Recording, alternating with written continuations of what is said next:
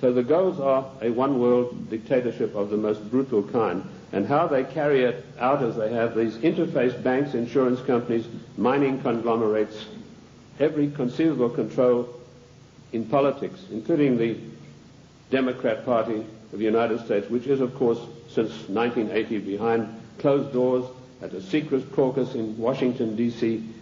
The Democrat hierarchy took on the goals of the old Socialist Party USA, i.e. based upon the Communist Manifesto of 1848.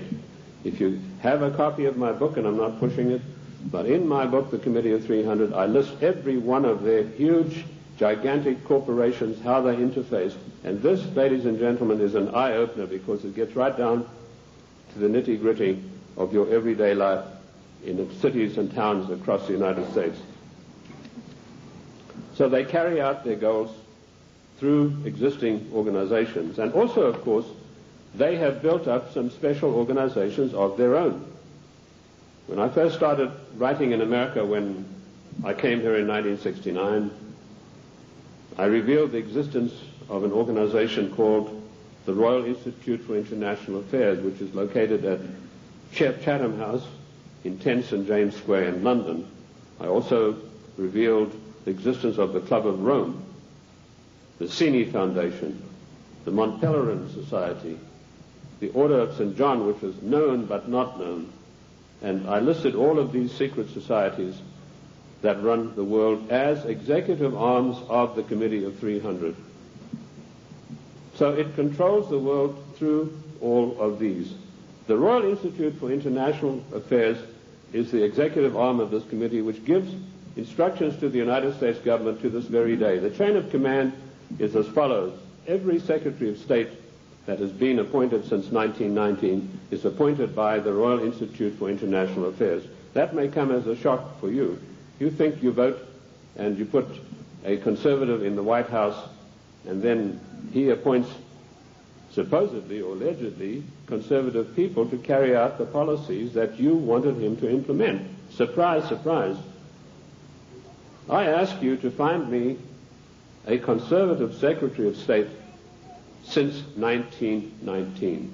And if you search diligently and apply the correct rules, you will come up blank. Every one of the Secretaries of State was chosen in London by the Secretary of State, as was Wilson, the President Wilson, as was Roosevelt, as was James Earl Carter. He was specially chosen because he'd had 3 mental breakdowns, and they felt he would be a good guy to manipulate. Oh, I'm talking facts. I'll tell you the story of that. In my World in Review news magazine, I wrote that, James, I'm digressing a bit here, but it's necessary to do that now and then. It's not a sign of a bad speaker, although I don't put any laurels around my own neck. But James Earl Carter was not a known entity in the American scene. I first heard of him through my intelligence contacts, particularly my French sources, who were one of the best in the world after MI6, and he told me, your next president is going to be a peanut farmer from Georgia. And I said, how come? He said, right now they're meeting at the Dorchester Hotel in London.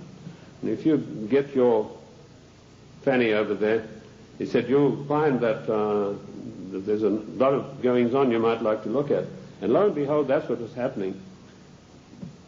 The Royal Institute for International Affairs had ordered David Rockefeller to find a candidate who was totally weak, preferably a little mentally weak.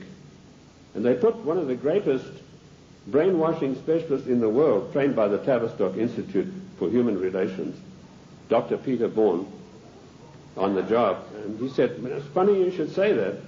One of my patients is a guy from Georgia, James Earl Carter, and this guy can't take rejection, and he's been to me 3 times for a nervous breakdown. So they hiked Carter over to London and feted him at the Dorchester Hotel, which is a very ritzy place. And they feted him and wined and dined him. And the next thing we saw, Time, Newsweek, every newspaper in the country, James Earl Carter. Now we, in our little magazine, World in Review, we told those of our subscribers, this man is your next president. We also did exactly the same thing with William Jefferson Clinton, because we had the story of the Club of Rome. We knew who Agnelli was. We knew that Agnelli had had a huge love affair with Mrs. Pamela Harriman. and that Mrs. Pamela Harriman was the doyen of the Democrat Party, and Mrs. Harriman had been given the task of finding the next president of the United States, a socialist. And she picked up Clinton and said, "You're our boy." But there's one snag. Clinton went up there, brushing his forelock back, said, "Well, you know, there's one problem. My wife's left me." So Mrs. Harriman was dumbfounded. She said, "Well, you better give it back in a hurry." And he said, "No, she doesn't want to come back to me because of my tryst with other women." That's how he put it. My philanderings would have been a better word, but he said tryst with other women. So Mrs. Harriman sent for Mrs. Clinton, and she duly came to New York, and she sat her down and said, "Look, if you want to be the first lady of America with all the attendant prestige and power, you better forget about your husband's philanderings and get right back to him." And that is precisely what happened. And when I heard that had happened, I knew this guy was the next president. And we wrote that in our news magazine. And sure enough, a year later, here came marching into the scene William Jefferson Clinton. So the RIA, the Royal Institute for International Affairs, does control everything that happens in the United States. They give their orders to the Morgan Guarantee and Trust Bank on Wall Street. And the chief executive officer of that organization is Dennis Weatherstone. And he duly relays the orders over to the Secretary of State, whoever that happens to be. And he then relays the orders to the President. There was one exception to this, and that was during the illegal, 100% unconstitutional Gulf War. Now, I'm going to use a word, and I apologize to the ladies for this, but I need to tell you this graphically to illustrate the power that the Royal Institute for International Affairs exercises over the affairs of the United States of America. When George Bush was hesitating and didn't know whether he should get into the Gulf or not,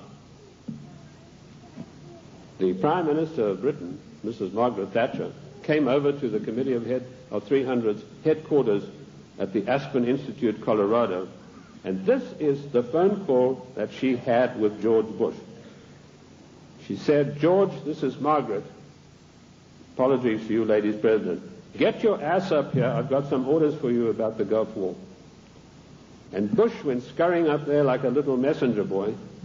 And the next thing we know, there was this massive outpouring of propaganda to start a war against the nation of Iran, a nation that had never done this country one iota of harm. I use those illustrations in order to give you the extent of the control that is exercised by this Committee of 300. There are many other societies that are operating for the RIIA. The Illuminati, which has been around for many, many years. I've written a work called The Illuminati in America, 1784 to 1994. A lot of people think this is an ancient secret society that's gone away. They think that Adam Weishaupt had a quarrel with the Catholic Church and that's it.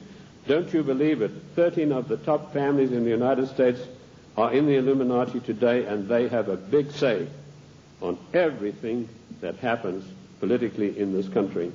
Then we have the Society of Cincinnati, which I don't think many of you will have heard about. That is an ultra secret society to which every president of the United States is forced to belong, including our so-called conservative presidents. And I point this out to you to show you that it doesn't matter who is in the White House. This Committee of 300, through the Royal Institute for International Affairs, through the Council on Foreign Relations, exercises complete control. But their strongest arm is called the Club of Rome. Now, when I first heard of the Club of Rome in 1969, I immediately began my investigation. And as Ken told you, all of my investigations have been done on location. Every one of them.